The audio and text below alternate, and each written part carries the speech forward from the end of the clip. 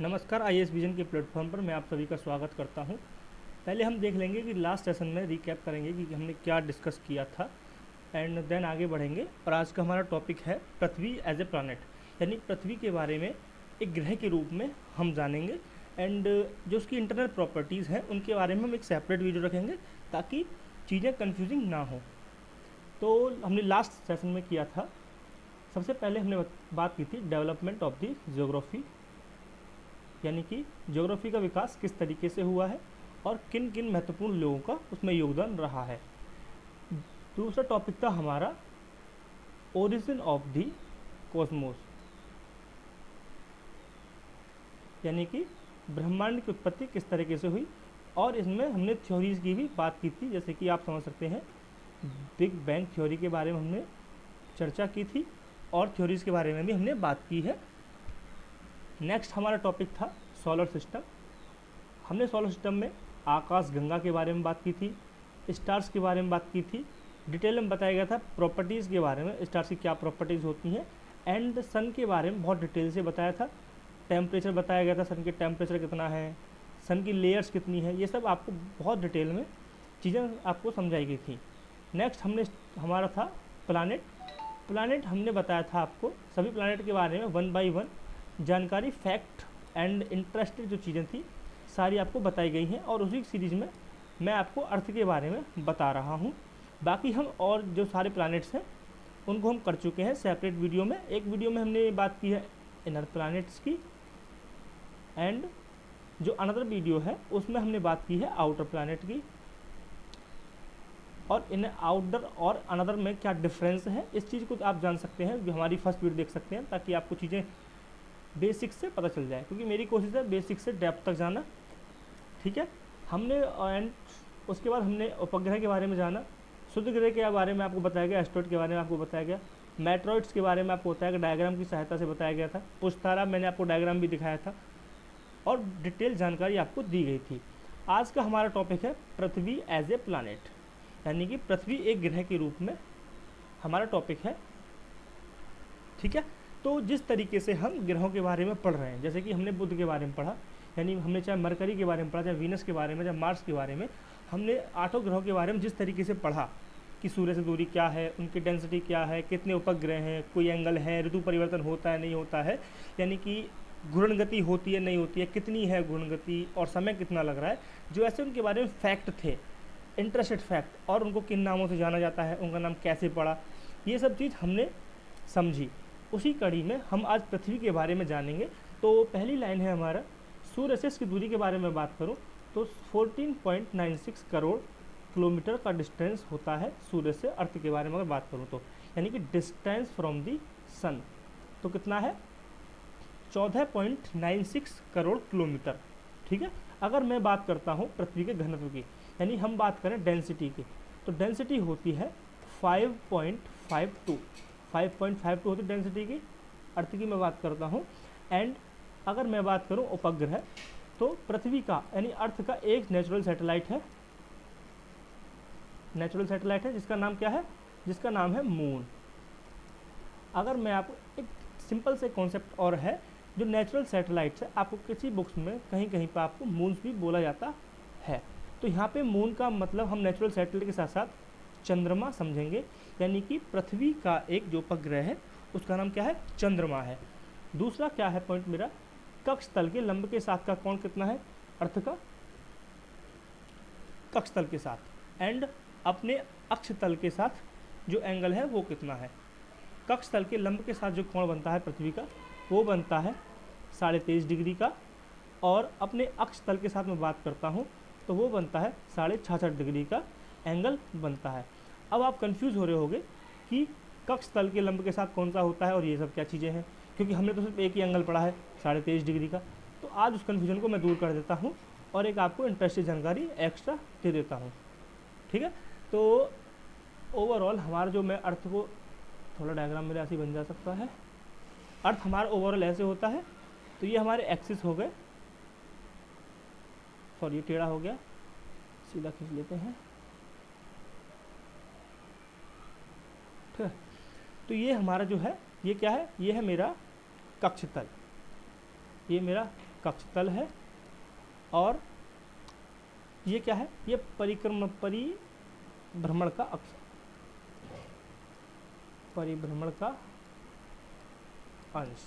ठीक है, जो पृथ्वी का अक्ष बनता है वो बनता है, वो बनता है ऐसे, ये है पृथ्वी का अक्ष, यानी कि है पृथ्वी का अक्षतल, इसे हम समझ सकते हैं अक्षतल के रूप में। ये हमारा अक्षतल है और ये क्या है, कक्षतल। तो जब क्वेश्चन आएगा पृथ्वी अपने कक्षतल के साथ, तो कक्षतल के साथ कितने के एंगल बनाते हैं, ये है 66.5 डिग्री, और ये बनता है 23.5 डिग्री। यानी कि जब क्वेश्चन आएगा पृथ्वी अपने कक्षतल के लंब के साथ, ये कक्षतल का लंब है, ये है कक्षतल का लंब जो आप देख पा रहे हैं, ठीक है, और ये है मेरा अक्षतल। ठीक है, तो बहुत केयरफुली हम देखेंगे, देन हम क्वेश्चन अपना टिक करेंगे और सही से समझकर सॉल्व करने की कोशिश करेंगे। ठीक है, नेक्स्ट देखते हैं, हमारा नेक्स्ट जो हेडिंग है वो है पृथ्वी के आकार के बारे में। पृथ्वी की आकृति के बारे में बहुत सारे विद्वानों ने अलग अलग अपने विचार दिए हैं। जहाँ तक हम बात करते हैं, किन लोगों ने, जैसे थेल्स ने गोल बोला कि पृथ्वी की आकृति गोल है, अरस्तु जी ने भी बताया, आर्यभट्ट, वारामिहिर, ऐसे बहुत सारे विद्वान हैं जिन्होंने बताया कि पृथ्वी गोल है। किन्हीं का कहना था कि पृथ्वी नाशपाती के आकार की है, कोई कह रहा है कि पृथ्वी बेलन के आकार की है। ठीक है, लेकिन अल्टीमेटली जो अभी रिसेंट अपडेट के अकॉर्डिंग क्या है, एक विद्वान है लिस्टिंग एक विद्वान है जर्मनी के, जिन्होंने बताया कि पृथ्वी की आकृति जियोड है। पृथ्वी की आकृति कैसी है, जियोड है, यानी पृथ्वी अपने ही आकार की एक वस्तु है, वस्तु नहीं समझिए, पिंड है, अपने ही आकार का पिंड है, यानी कि हम इसको बोल सकते हैं पृथ्वाकार। कैसा, पृथ्वाकार। ठीक है, क्लियर। चलो आगे देख लेते हैं।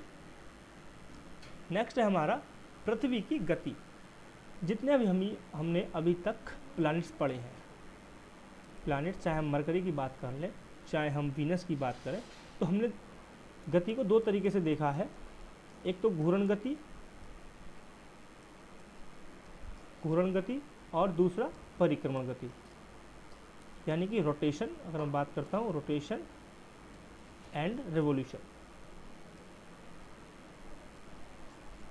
हमने दोनों गतियों के बारे में बात की है। हर प्लैनेट की हमने अलग अलग बात की है। तो इसी तरीके से हम आज अर्थ के बारे में बात करेंगे और देखेंगे कि जो हमारा अर्थ है कितने समय में घूर्ण गति करती है और कितने समय में परिक्रमण गति करती है। जो घूर्ण समय बनता है उसी से हमारा दिन रात का कॉन्सेप्ट निकलता है, और जो रिवोल्यूशन होता है उसी से उसके एक चक्र को, एक परिक्रमण को क्या बोलते हैं, वर्ष बोलते हैं। और जो एक्सिस पे पृथ्वी अपने अक्ष पे जो परिक्रमा करती है, जिसको परिभ्रमण भी बोला जाता है, उसे हम वहाँ से दिन रात का कॉन्सेप्ट निकलता है, परिभ्रमण भी हम इसे कहते हैं। ठीक है, तो बात करते हैं हम घूर्ण गति। तो पृथ्वी को घूर्ण करने में लगभग 23 घंटे 56 मिनट 40 सेकंड का समय लगता है, जिसे हम मोटा मोटा 24 घंटे भी समझते हैं। और इसी तरीके से, इसी वजह से जो हमारे यहाँ दिन रात का होना होता है, उसका जो समय बनता है उसे हम 24 आवर्स मानते हैं। अब देखते हैं हम घूर्ण गति के प्रभाव, यानी कि बहुत इंपॉर्टेंट है कि घूर्ण गति से क्या प्रभाव पड़ता है। जैसे कि हम बात करें, पहला हमारा दिख रहा है दिन रात का होना, बहुत इंपॉर्टेंट है। यानी कि एक चीज़ आपको पता चली कि दिन रात जो होते हैं हमारे यहाँ पर, वो पृथ्वी के घूर्णन के होने से होते हैं। घूर्णन क्या होता है, जब कोई ग्रह अपने अक्ष पर परिक्रमण करता है तो उसे क्या कहते हैं, उसे घूर्णन कहते हैं। ठीक है, हमारी पृथ्वी एक गोलाकार ग्रह है जो सूर्य से ऊर्जा एवं प्रकाश प्राप्त करती है। यह अपने अक्ष पर लगभग 24 घंटे में एक चक्र पूरा करती है। इससे क्या होता है, इससे एक समय में आधा भाग ही सूर्य का प्रकाश प्राप्त करता है, और जो दूसरा भाग शेष होता है वो सूर्य का प्रकाश प्राप्त नहीं कर पाता है। जो भाग सूर्य का प्रकाश प्राप्त करता है वहाँ क्या होता है, वहाँ दिन हो जाता है, और जो भाग सूर्य का प्रकाश प्राप्त नहीं कर पाता है वो वहाँ पे क्या होती है, वहाँ पे रात होती है। इसलिए क्या होता है, सभी जो स्थान होते हैं वो बारी बारी से दिन और रात का सामना करते हैं। समझ में आया कॉन्सेप्ट। तो किस तरीके, इस वजह से क्या होता है, दिन रात का होना होता है। आई होप आप समझ गए होंगे सही से। दूसरा हमारा है समय की संकल्पना, यानी कि जो हम समय की संकल्पना आज हम कॉन्सेप्ट लेके चलते हैं वो भी घूर्ण गति के कारण ही उत्पन्न होता है। जैसे कि आप समझ सकते हैं कि एक चक्र पूरा करने में पृथ्वी कितना समय लेती है, 24 घंटे लेती है 360 डिग्री घूमने में, ठीक है। तो अगर डिवाइड करता हूँ, 1 घंटा घूमने में कितना समय लेती है, 15 घंटे, सॉरी 15, 1 घंटे में 15 डिग्री पृथ्वी घूम जाती है। इस तरीके से हम यहाँ से समय भी निकाल सकते हैं। नेक्स्ट है हमारा पृथ्वी का आकार, यानी कि हम ये समझ सकते हैं जो पृथ्वी का आकार है वो उसके घूर्ण के कारण ही ऐसा है, ठीक है। जैसे कि पृथ्वी की दैनिक गति में जब पृथ्वी गोल गोल घूमती है, यानी कि पृथ्वी घूर्ण करती है, तो उससे क्या होता है, अपकेंद्रीय बल की उत्पत्ति होती है, जो भूमध्य रेखा पर क्या, भूमध्य रेखा पर अधिकतम होता है और ध्रुवों पर क्या होता है, न्यूनतम होता है। यानी कि जब पृथ्वी घूर्ण करती है, एक मिनट से ना, जब पृथ्वी घूर्ण करती है तो क्या होता है, विषुवत रेखा पर यानी भूमध्य रेखा जैसे हम बोल रहे हैं वहाँ पर अधिकतम अपकेंद्रीय बल उत्पन्न होता है और ध्रुवों पर कम अपकेंद्रीय बल उत्पन्न होता है, जिससे क्या है, जो विषुवत रेखा जो क्षेत्र होता है उस पर उभार उत्पन्न हो जाता है। इस तरीके से पृथ्वी की जो आकृति है वो गोलाभ हो जाती है। नेक्स्ट हम देखते हैं ज्वार भाटा का निश्चित समयांतर। सबको पता है ज्वार भाटा जो कॉन्सेप्ट है वो चंद्रमा के ग्रेविटी के कारण उत्पन्न होता है, साथ में सन की ग्रेविटी भी वर्क करती है, लेकिन मेजर जो रोल होता है वो चंद्रमा की ग्रेविटी का होता है, ठीक। चंद्रमा की जो गुरुत्वाकर्षण शक्ति के प्रभाव से जब पृथ्वी पर पड़ता है और समुद्र में ज्वार भाटा आता है, चंद्रमा पृथ्वी के गिर्द क्या होता है, एक परिक्रमा एक, जब हम चंद्रमा डिटेल में पढ़ेंगे तो वहाँ मैं आपको बता दूंगा कि चंद्रमा जो घूर्ण करता है वो लगभग 24 घंटे में ही अपनी एक्सिस पर घूम जाता है, पृथ्वी के समान ही होती है, ठीक है। इससे क्या होता है, पृथ्वी के प्रत्येक स्थल पर प्रत्येक जगह माह में एक बार ज्वार आना चाहिए, लेकिन क्या होता है, ऐसा नहीं होता है। हमने अक्सर क्या देखा है, हमने देखा है कि पृथ्वी के प्रत्येक स्थल पर निश्चित समय पर ज्वार दिन में 2 बार और 2 बार ही भाटा आता है। यह क्यों होता है, यह पृथ्वी की घूर्ण गति के कारण ही ऐसा होता है, ठीक। नेक्स्ट कॉन्सेप्ट है हमारा भूमध्य रेखा एवं ध्रुवों के भारों में अंतर। आप सबको पता है पृथ्वी ध्रुव पे थोड़ी सी चपटी आपको है, ऐसी नहीं है लेकिन थोड़ी सी क्या है, ध्रुवों पर थोड़ी चपटी है। तो क्या है, ये केंद्र है, सपोज करो ये केंद्र है और ये मेरे ध्रुव मैंने बना दिए। एक बार थोड़ा सा माफ़ी चाहूँगा, कला में थोड़ी सी अच्छी नहीं है ड्राइंग। तो यहाँ पे क्या है, जो हमारा ध्रुव है उस पर क्या पृथ्वी थोड़ी चपटी है। केंद्र से अगर मैं बात करता हूँ विषुवत रेखा यहाँ की, तो विषुवत रेखा क्या है, थोड़ी दूर है। अगर कोई व्यक्ति यहाँ पे है तो वो दूर है, और यहाँ पे क्या है, वो पास है।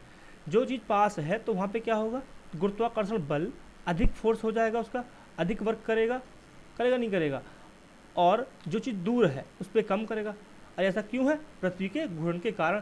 पृथ्वी के घूर्ण के कारण उसकी आकृति ऐसी हुई और उससे क्या प्रभाव हुआ, उससे प्रभाव पड़ा हमारे गुरुत्वाकर्षण बल पर, ठीक है। गुरुत्वाकर्षण बल और गुरुत्वाकर्षण बल के कारण क्या हुआ, मास पर, द्रव्यमान पर तो इफेक्ट नहीं पड़ा, लेकिन भार पर इफेक्ट पड़ जाता है। अगर मैं बात करूं, एक चीज़ सिंपल सी बात है, अगर मैं बात करूं भार और द्रव्यमान में क्या अंतर है, एक छोटी सी चीज़ है, भार और द्रव्यमान में क्या अंतर है। भार और द्रव्यमान में क्या अंतर है, जो भार होता है हमारा वो द्रव्यमान प्लस गुरुत्वाकर्षण बल, यानी मास प्लस ग्रेविटी, तब बनता है हमारा भार, ठीक है। तो जब गुरुत्वाकर्षण चेंज होगा, गुरुत्वाकर्षण का प्रभाव चेंज होगा, तो क्या भार में परिवर्तन भी आएगा। नेक्स्ट हमारा स्थानीय समय में अंतर, यानी पृथ्वी के घूर्ण के कारण इसके विभिन्न समय में सूर्य की लंबवत किरणें अलग अलग जगह पे अलग अलग तरीके से पड़ती हैं। जहाँ लंबवत पड़ेंगी वहाँ दोपहर होगा, और जहाँ लंबवत नहीं होगी वहाँ सुबह शाम का परिस्थितियाँ बन सकती हैं। और ऐसा क्यों हो रहा है, ऐसा हो रहा है इस वजह से पृथ्वी की आकृति के कारण, भाई पृथ्वी की आकृति गोल है, यहाँ से ये पृथ्वी, सपोज ये पृथ्वी है, ये मेरी पृथ्वी है और ये सन हो गया, और यहाँ से किरण पड़ रही है, तो यहाँ तो लंबवत पड़ रही है, लेकिन यहाँ पे लंबवत नहीं पड़ रही ना, तो यहाँ पे क्या है, यहाँ पे दोपहर है और यहाँ पे सुबह या शाम की परिस्थिति बन सकती है अकॉर्डिंग टू द रिवोल्यूशन। ठीक है, तो ये ऐसा क्यों हो रहा है, आकृति के कारण। और आकृति किसके कारण हो रही है ऐसी, घूर्णन के कारण। तो इनडायरेक्टली क्या है ये, इनडायरेक्टली क्या हो गया कि घूर्णन के कारण जो स्थायी समय में है अंतर पाया जाता है। नेक्स्ट देख लेते हैं, नेक्स्ट है हमारा परिक्रमण गति, यानी कि परिक्रमण गति यानी कि वर्ष का कॉन्सेप्ट। ठीक है, परिक्रमण समय अगर मैं बात करूँ 365 दिन 5 घंटे 48 सेकंड, सॉरी मिनट होना चाहिए। ठीक है, तो लगभग 365 दिन का हम लगभग 365 दिन हो गए और ये 6 घंटे लगभग में चले गए। ठीक है, तो 365 दिन अगर 6 में मल्टीप्लाई 4 की कर दूँ तो कितना होगा 24, यानी कि एक दिन हो गया। इससे क्या हुआ कि हर 4 साल पे, हर 4 वर्ष पे क्या होता है, एक दिन ऐड होता है फरवरी में, आप सभी को पता है, जिसे हम बोलते हैं लीप ईयर। यानी कि लीप ईयर का कॉन्सेप्ट कहाँ से निकलता है, लीप ईयर का कॉन्सेप्ट निकलता है हमारे परिक्रमण गति से। क्लियर, बिल्कुल क्लियर, सही बात। ठीक है, अगर मैं बात करता हूँ परिक्रमण की दिशा, परिक्रमण घड़ी की सुई की विपरीत दिशा में होती है। इसका पथ जो होता है, जिस पथ पे पृथ्वी सूर्य के चारों ओर परिक्रमण करती है, उसे हम अंडाकार कहते हैं, यानी कि अंडाकार पथ पर गति करती है। ठीक, और जब अंडाकार पथ पर गति करेगी, सपोज करो एक डायग्राम में कोशिश करता हूँ ड्रॉ करने की, जैसे कि ये है अंडाकार पथ और यहाँ पे क्या है सन, और ये है हमारी पृथ्वी। तो यहाँ पे यहाँ दूरी दूर है और यहाँ पे क्या होगा, पास होगी। तो एक परिस्थिति बनती है जिसमें सूर्य की दूरी और पृथ्वी के बीच की दूरी अधिकतम होती है, और एक परिस्थिति बनती है जिसमें सूर्य की दूरी, सूर्य और पृथ्वी की दूरी न्यूनतम बनती है। जो न्यूनतम बनती है उसे कहते हैं हम उपसौर। क्या बोलते हैं, उपसौर बोलते हैं, या फिर बोल सकते हैं रवि नीच, यानी कि सूरज नीचा, ऐसे समझ सकते हैं। उप में होता है छोटा, ऐसे हम याद कर सकते हैं। एंड दूसरा बनता है अपसौर, अप में होता है बड़ा, अपर, और या फिर रवि उच्च, यानी रवि ऊंचा, ऐसे हम समझ सकते हैं। ठीक है, और अगर मैं बात करता हूँ तो ये उपसौर को हम, अगर मैं एक वर्ड लिखता हूँ फेरीहेलियन,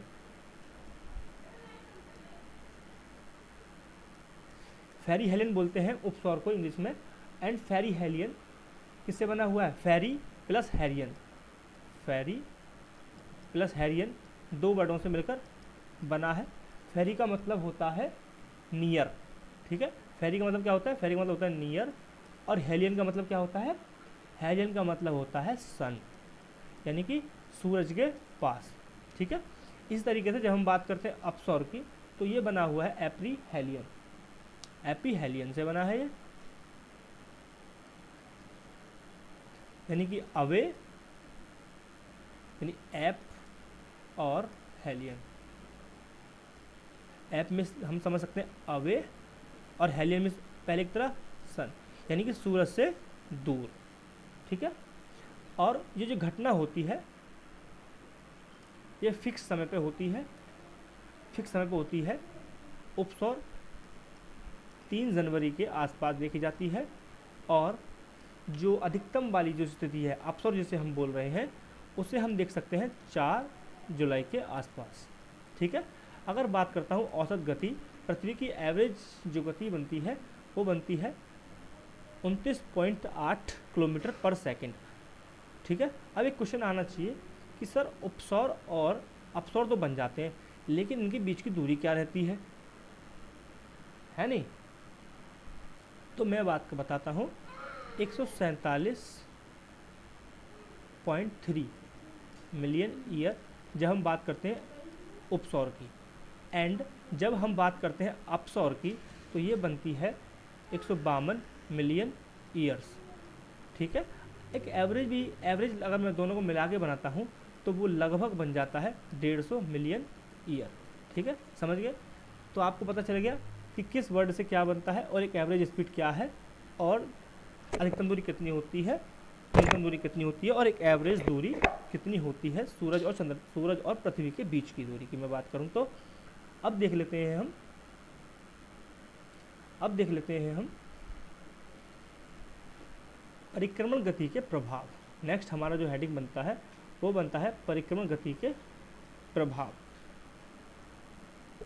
ठीक,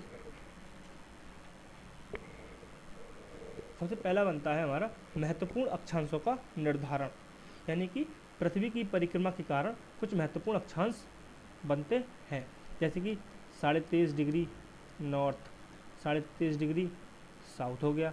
ठीक है, 66.5 डिग्री नॉर्थ हो गया, 66.5 डिग्री साउथ हो गया। तो ये क्या है, इंपॉर्टेंट अक्षांश है। इनकी स्थिति कैसे पता चलती है हमें, किससे बनती है? ये बनती है पृथ्वी के परिक्रमण के कारण। ठीक है, इसका एक सर्कल होता है। जब पृथ्वी, ये क्या है, चंद्रमा है, पृथ्वी यहाँ होती है, यहाँ यहाँ यहाँ। ठीक है, तो क्या है, सूर्य की किरणें पड़ती हैं तो यहाँ पड़ती हैं, तो दोनों यहाँ पड़ती है विषुवत रेखा पर। तो उससे क्या होता है, उत्तरी गोलार्ध और दक्षिणी गोलार्ध में दिन और रात की अवधि बराबर होती है। ये एग्जैक्ट ये वाला है, ये एग्जैक्ट यहाँ नहीं होगा, ये यहाँ बनेगा। इससे क्या होगा, तो पृथ्वी जब दक्षिणी गोलार्ध में सूरज की किरणें लंबवत पड़ती हैं तो उत्तरी गोलार्ध में अंधेरा हो जाता है। ठीक है, और वहाँ पे दिन छोटे हो जाते हैं, यानी कि सर्दियों का मौसम हो जाता है। इस तरीके से दोनों सीक्वेंस बनते हैं। इसी से क्या कॉन्सेप्ट निकल के आ रहा है, ऋतु परिवर्तन। यानी कि जब हम देख रहे हैं महत्वपूर्ण अक्षांशों का निर्धारण, तो अप्रत्यक्ष रूप से हम देख सकते हैं कि ऋतु परिवर्तन का कॉन्सेप्ट भी हमारा यहीं से निकलता है। जैसे कि मैंने बताया कि जब सूरज यहाँ पे होता है तो सूरज की किरणें दक्षिणी ध्रुव पर पड़ती हैं, उत्तरी ध्रुव तक सूरज की किरणें नहीं पहुँच पाती हैं। एक मिनट दोबारा समझाता हूँ।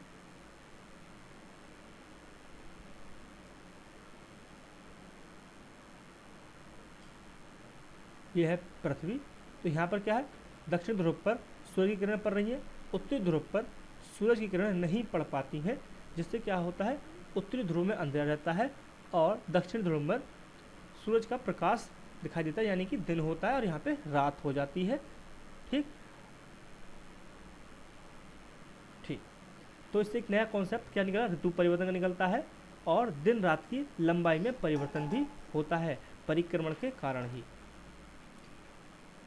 तो अगर मैं एक कॉन्सेप्ट मेरी समझ सही से आ जाए कि महत्वपूर्ण अक्षांशों का निर्धारण किस तरीके से होता है, तो उसी कॉन्सेप्ट से अप्रत्यक्ष रूप से यानी इनडायरेक्टली हम देख सकते हैं क्या, ऋतु परिवर्तन कॉन्सेप्ट निकलता है एंड दूसरा निकलता है दिन रात की लंबाई। दिन रात का होना होता है घूर्णन गति के कारण, यानी रोटेशन के कारण होता है दिन रात का होना, लेकिन दिन रात की लंबाई के अगर बारे में बात करें तो वो होती है हमारा किसके कारण, परिक्रमण गति के कारण, यानी कि रिवोल्यूशन के कारण क्या होता है, दिन रात की लंबाई में परिवर्तन होता है। नेक्स्ट हमारा टॉपिक है अक्षांश और देशांतर। अक्षांश से पहले हम समझेंगे अक्ष क्या होता है।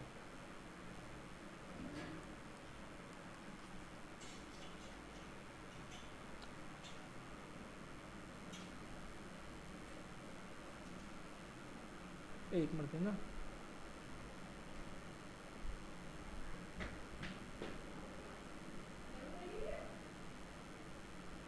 ठीक है, उससे पहले समझेंगे हम अक्ष क्या होता है। यानी कि अक्ष वह काल्पनिक रेखा होती है जो पृथ्वी के केंद्र से होकर गुजरती है। यानी कि जब हम अक्षांश और देशांतर रेखाओं के बारे में बात करते हैं उससे पहले हम समझाना चाहिए कि अक्ष क्या होता है। तो जब अक्ष काल्पनिक रेखा है तो एक कॉन्सेप्ट हमें बना लेना चाहिए कि अक्षांश और देशांतर भी काल्पनिक रेखाएं होती हैं, यानी कि रियल में पृथ्वी पर ऐसी कोई रेखाएं नहीं पाई जाती हैं। ठीक है, तो पहले हम समझते हैं अक्षांश रेखा क्या होती है। अक्षांश रेखाएं वह काल्पनिक रेखाएं होती हैं जो समान अक्षांशों को मिलाती हैं। ठीक है, समान अक्षांशों को, दो चीज़ बताऊंगा, एक तो समान अक्षांशों को मिलाती हैं। एक मिनट देना।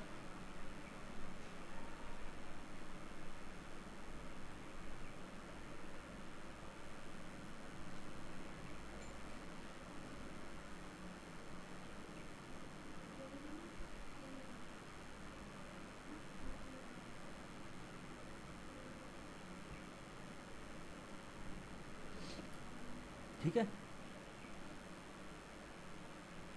समान अक्षांशों को मिलाती है। अब करते हैं हम एक अक्षांश किसे कहते हैं, यानी कि समान अक्षांशों को मिलाने वाले रेखा को तो अक्षांश रेखा कहते हैं, लेकिन एक अक्षांश का तो कोई परिभाषा होता होगा ना। तो अक्षांश क्या होता है? अक्षांश किसी स्थान का अक्षांश उस स्थान पर पृथ्वी के केंद्र पर अक्षांश के साथ भूमध्य रेखा पर बनाए गए कोण को हम अक्षांश कोण कहते हैं, यानी कि एक अक्षांश कहते हैं। यानी जैसे मेरा ये दिख रहा है और मैंने यहाँ से ये बना दी, मेरा ये हो क्या हो गया, ये हो गई अक्षांश, ये अक्ष हो गया। और यहाँ से जो कोण बनेगा, सपोज करो ये मेरा केंद्र हो गया, ये केंद्र हो गया, और यहाँ का कोण ये मेरा ए हो गया, और यहाँ से मैंने एक कोण बनाया, ये मेरा कोण बनना है, कितना बन रहा है, ये मेरा कोण बनना है 30 का, यहाँ मेरा एंगल बनना है 30 का। ठीक है, तो ये जो रेखा बनेगी यहाँ से यहाँ तक मिलाने वाली, सॉरी गलत हो गई थोड़ी सी, तो यहाँ से यहाँ तक जो बनेगी मेरी, वो बनेगी 30 डिग्री अक्षांश रेखा। इस तरीके से यहाँ पे जो एंगल, ये मेरा पॉइंट है, सपोज करो ये मेरा एक पॉइंट है, और यहाँ से यहाँ तक का एंगल बन रहा है मेरा 60। ठीक है, तो यहाँ से जो सभी, यहाँ से समान अक्षांशों को जो मिलाएगी, जिनके एंगल 60 बनेगा, उसको क्या कहेंगे? इसको कहेंगे अक्षांश रेखा। यानी कि अक्षांश रेखा पहली बात क्या होती है, दो चीज़ समझने की। पहली बात, एक तो काल्पनिक होती हैं, ठीक है। दूसरा, भूमध्य रेखा के समांतर होती है, भूमध्य रेखा के समांतर होती है। ठीक है, क्लियर। इसी तरीके से जो भूमध्य रेखा है उसको कहते हैं हम 0 डिग्री देशांत, 0 डिग्री अक्षांश,